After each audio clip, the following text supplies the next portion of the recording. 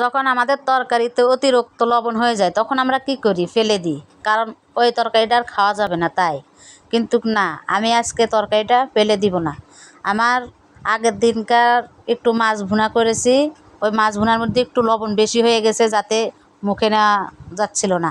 তাই আমি করছিলাম কি, একটু পুঁই শাক নিয়ে আসলাম। পুঁই শাক নিয়ে এসে 6-7টা পুঁই শাকের পাতা নিয়ে ধুয়ে পরিষ্কার করে কেটে নিয়েছি। নিয়ে এই যে এখন চুলার উপরে ফ্রাই প্যান একটু পেঁয়াজ দিয়ে পেঁয়াজটা লাল করে ভেজে শাকটুকু দিয়ে দিয়েছি। দিয়ে ভালো করে নাড়াচাড়া করে কষিয়ে নিয়েছি। নিয়ে তারপর ওই যে মাছ ভুনা করেছিলাম ওই মাছের ঝোলটুকু এই পুঁই শাকের মধ্যে দিয়ে দিলাম।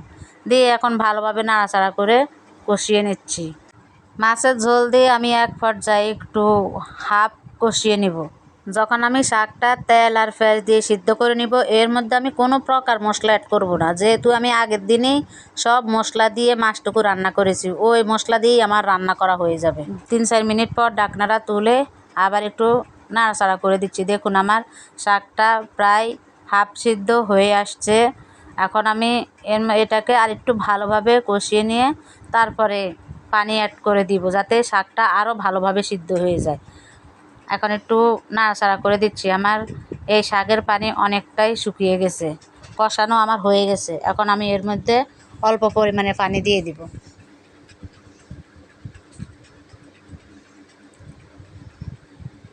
আপনারা চাইলে অন্য শাক দিয়েও করে নিতে পারেন, যেমন লাউ শাক বা লাল শাক, যে কোনো শাক অ্যাড করতে পারেন, কারণ লবণ জাতীয় জিনিস শাকটাই বেশি টানে। তাই শাকটা দিয়ে করলেই আপনার সেই তরকারিটা খাওয়ার যোগ্য হয়ে উঠবে।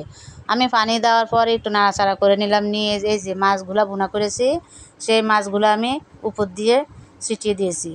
দিয়ে এখন একটু আলতোভাবে নাড়াচাড়া করে দিচ্ছি, যেহেতু মাছগুলো ছোটো ছোটো ভেঙে যেতে পারে, তাই একটু আলতোভাবে নাড়াচাড়া করে দিচ্ছি।